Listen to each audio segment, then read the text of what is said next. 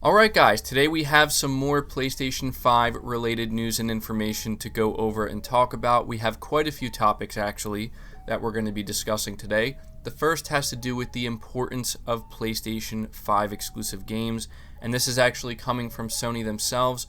They've actually come out here and let us know that not only are PlayStation 5 games, exclusive games, very important to them, but apparently they are more important than ever before. Now obviously I think this is a very significant thing that we have to take time to highlight here. I know that many of you feel the same way I do when it comes to just how important exclusive games are to the health of a console. In fact, I think that most of us would be in agreement when I say that exclusive games give the console its identity. So we're going to talk a little bit about that. We're also talking about game upgrades, specifically PS4 to PS5. How is Sony planning on handling this, at least when it comes to third-party publishers? We do have some new information on that. We are also talking about the PlayStation 5's launch supply, as Jim Ryan has actually come out and let us know what we can expect. I think at this point, all of us are pretty much ready to buy the PlayStation 5. We just have to wait to find out when we're going to be able to pre-order one. And more importantly, will there be enough at launch for everybody who wants to get their hands on one when it releases?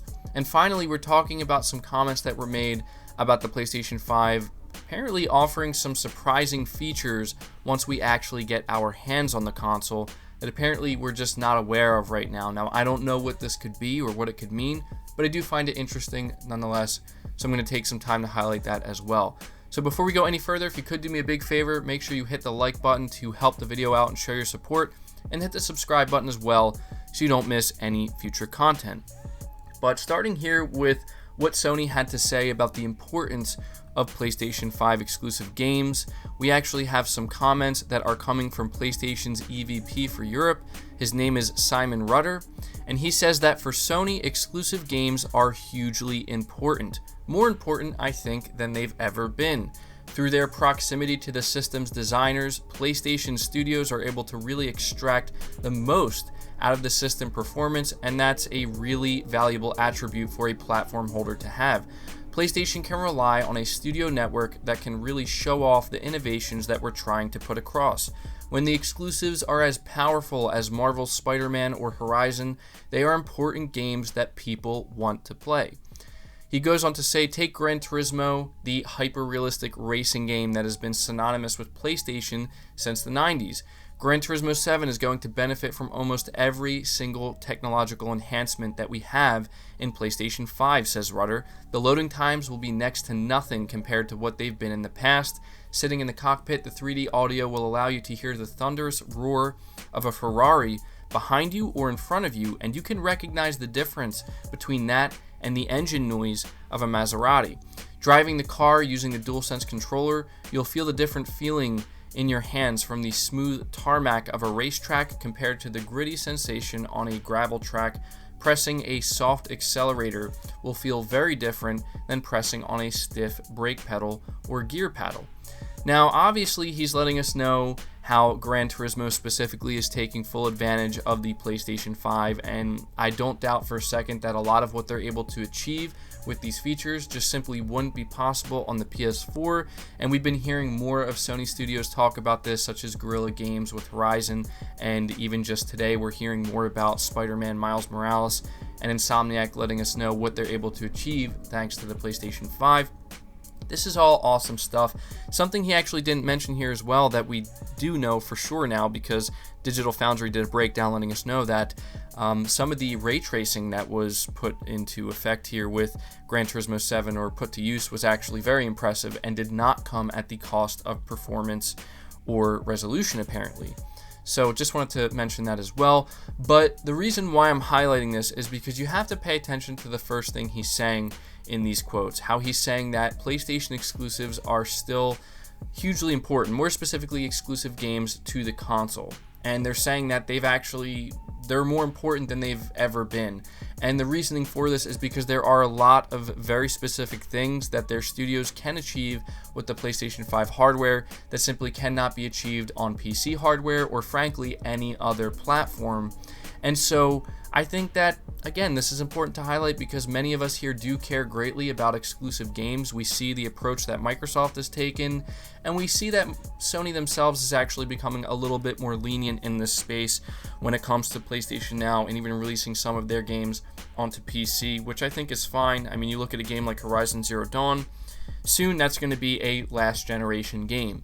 But I think Sony has made it abundantly clear by this point in time that PS5 exclusives will be exclusive to the PS5 console. They won't be going anywhere else. Of course, there will be some games that go to PC, but when it comes to their first-party studios, I wouldn't anticipate that anytime soon. And to me, that's just overall good news, as I'm a big fan of exclusive games, and that is a massive reason why I support PlayStation, not just because they have true console exclusives, but because, in my opinion, that has always allowed them to be able to achieve a quality level that you just don't see from any other platform holder, or at least not that frequently. So moving on from that, we're talking about the PS4 to PS5 upgrade system. It says today, in news that we kind of already knew, Sony will not be forcing publishers and developers to upgrade their existing PS4 games on PS5, but the process comes recommended with Sony, or with support from Sony. Previously, the Japanese giant confirmed that any new PS4 games going through the certification process after July 17, 2020 must be compatible with PS5. So the below statement from Sony Japan refers to titles that have already been released. As translated by Black Kite on Twitter, the statement says that Sony's PS4 to PS5 upgrade program will be done at the publisher's own discretion. However, the PlayStation maker will flexibly support any upgrades. Full next-gen updates are not required then, but remember not to confuse this with backwards compatibility, although we're yet to see it in action. Sony has reiterated that the PS5 will play PS4 games on multiple occasions, with titles currently being tested to ensure that they run properly on the next-gen console. Now, I think this is an important thing to highlight because some people were expecting both Sony and Microsoft to mandate that third-party publishers put their upgrades out for free, but neither Sony or Microsoft are doing this. The only real difference here between the approach that Sony and Microsoft are taking is, well, we know Microsoft's approach from their first-party games anyway. With Smart Delivery, they're making it very clear that all upgrades will be free and they're not going to charge for any of them. However, when it comes to Sony's side of the coin, we still don't know, as they have yet to talk about this, and it does seem like there's a chance Sony may not follow that same path that Microsoft is taking. I don't know, I could be wrong. We could see a situation where they're doing their own version of Smart Delivery, or we could see them offer some games with free upgrades, others you might have to pay for. The first game that comes into question is the Bloodborne remaster. That is apparently a thing, but we still haven't heard anything about it, so we'll have to see. But either way, when it comes to third party, Sony is not mandating. They're going to leave it up to the publisher. No big surprise there.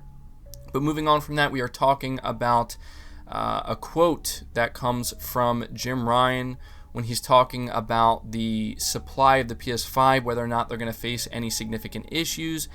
And this is what he said. Today is a very important day for us, because following today, we will see meaningful activity with retailers in terms of the generation of pre-orders, even if the price is absent. But we will be collecting those data points, extrapolating what that means in terms of day one demand, and we've obviously done this many times, and we're not perfect, but we're not that bad at it either, and that will in turn inform the production process. A lot of very serious work starts for us right now. Now, I had to take time to highlight this quote because what Jim Ryan is essentially saying is that now that the PS5 has officially been revealed, they're going to be able to get some better data to be able to try to determine and pinpoint how many millions of units they should have ready to go by launch, and whether or not they will actually be able to meet that demand. Will they have enough supply? It turns out that everything that's been going on in the world hasn't necessarily negatively affected what they will be able to do. If there's anything that's causing any serious issues to production, Sony hasn't talked about it yet. And what Jim Ryan is saying is that they've been down this road many times before and they haven't been perfect with it. I think they have had issues in the past with the PS3 and maybe even the PS2 when it comes to having enough there for everybody who wants one around launch. But he's saying that they have a lot of work to do, and that work begins now. And hopefully this means that pre-orders will be going live soon. I'm sure they will. and it sounds like they're ready to, or they're going, I should say, to open up pre-orders without actually giving us the price, which is interesting. At least that's kind of what he makes it sound like in this quote, so expect that. And I think that a lot of people will still pre-order even if they don't know the price. But yeah, I guess I just wanted to highlight this because to me it's very important to kind of listen in on what Sony's saying. Like, should we be prepared for them to really mess this up? And it just sounds like that he can't say for sure whether or not they're going to have everything perfect at launch, but they're going to do a lot of work starting right now to ensure that they can meet the demand, and they just have to kind of figure out how big is this demand going to be. Something tells me the demand is going to be pretty big. So finally, we are finishing off this video by talking about some surprising features apparently that the PlayStation 5 will offer. It says the reaction to the PlayStation 5's hardware design has been generally positive, but many are still in a state of shock over the system's aesthetics. It's certainly an out there design, and while it's unforgettable, it can only really be described as unorthodox. Speaking to the PlayStation blog, marketing bigwig Eric Lempel shed a little bit of light on his first look at the device. "I thought I was going into a design meeting," he explained, "and I got to this floor, and there were a few doors and you had to get through. You finally end up in this mini vault, a walk-in vault type thing. There are these nice lights up above shining down, and there it was, everything you saw today. PS5 was there, both units, the whole line of peripherals." Lempel suggested that those shocked by the unit's appearance may grow to appreciate it more in the flesh. "When you see this thing in person, there are a lot of nice, surprising features. It's gorgeous. It's just a marvel. I think people are going to love having it in their home. It's something that they will want to show off." Now, obviously, he could be maybe stretching this a little bit by saying nice, surprising features, but I don't know what exactly he could be referring to here. I can only assume that there's going to be some stuff that we discover about the console that we just think is awesome. You know, like, I feel like this is something that kind of happens with every console generation, where you get your hands on it and you get to, you know, explore the entirety of the console, and you find, oh, check this little thing out. Oh, look at this too. That's what I'm getting from this anyway, but at this point I want to leave it to you guys, and I want you to let me know what you think he could be referring to when he talks about surprising features. Obviously, I think most of us like the look of the console, but there is no doubt that some people are certainly put off by it, or at the very least shocked by what they're seeing, because it's definitely not in line with what Sony traditionally does. So yeah, at this point, let me know your thoughts on everything we talked about here today. What do you think about Sony's comments on the importance of exclusive games? What do you think about their approach when it comes to third-party publishers on PS4 to PS5 game upgrades? What do you think about Jim Ryan's comments on the supply of the PlayStation 5 at launch? And let me know what you think about what we just talked about here when it comes to some surprising features and the look of the console. I will be interested to see what you guys have to say. Again, leave the video a like if you did enjoy it or found it informative. Subscribe to the channel if you're new and haven't already. Hit the bell notification icon so you never miss an upload, and feel free to share this video out on top of all that. But until next time, guys, take care.